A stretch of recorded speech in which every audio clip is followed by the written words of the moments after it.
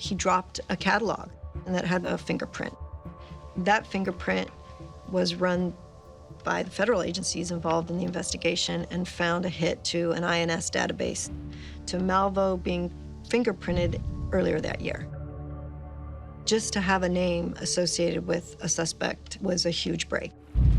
The same day D.C. investigators learn Malvo's name, one of John Muhammed's old Army buddies contacts the FBI. Robert Holmes called into the FBI in Tacoma, Washington, and said, "I'm afraid that the ones doing the killings in the D.C. area could be a friend of mine from the Army," and provided the name John Allen Muhammed. Holmes reports Muhammad introduced him to a young man that he nicknamed Sniper. We sent a photograph of Malvo to Mr. Holmes and said, "Is this the person that you're describing as you nicknamed Sniper?" And he said yes. And so that was the first time we'd put the two of them together. ATF said, "Well, Ms. Muhammad, we're just going to have to tell you, we're going to name your ex-husband as the DC Sniper." And my head just hit the table. John Allen Muhammed should be considered armed and dangerous, and he may be in the company of a juvenile.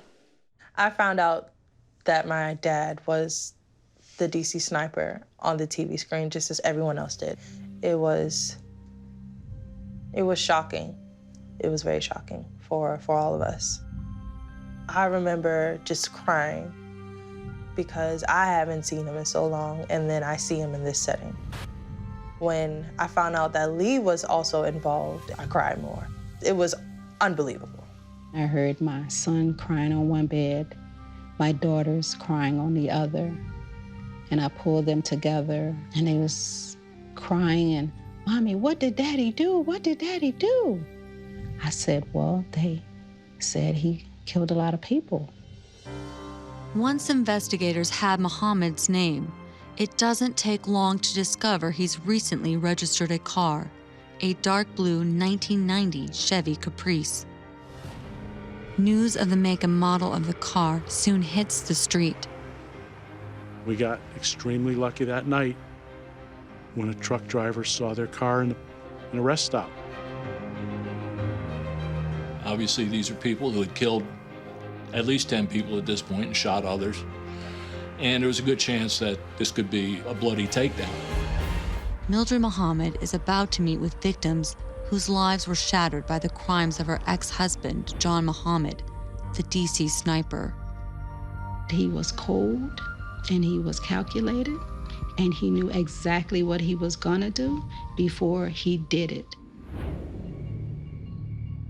In the darkness before dawn on October 23rd, 2002, police silently surround a car that belongs to the DC Snipers.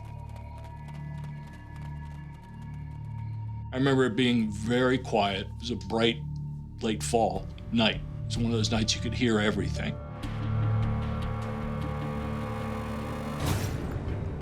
I heard them actually break the window out.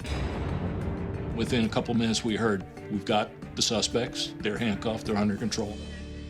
Shortly after 3:30 this morning, the tactical response team arrested 2 individuals from that vehicle who were sleeping in the vehicle. They were taken into custody without incident.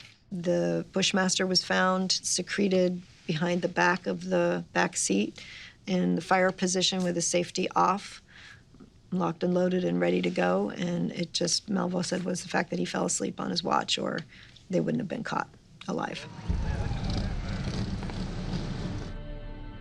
When they had him in handcuffs and several police officers were walking behind him, and as I'm watching that, I glance over at my children, and they're glued to the TV, and, "Mommy, that's Daddy, that's Daddy." I say, "I know, honey, I know."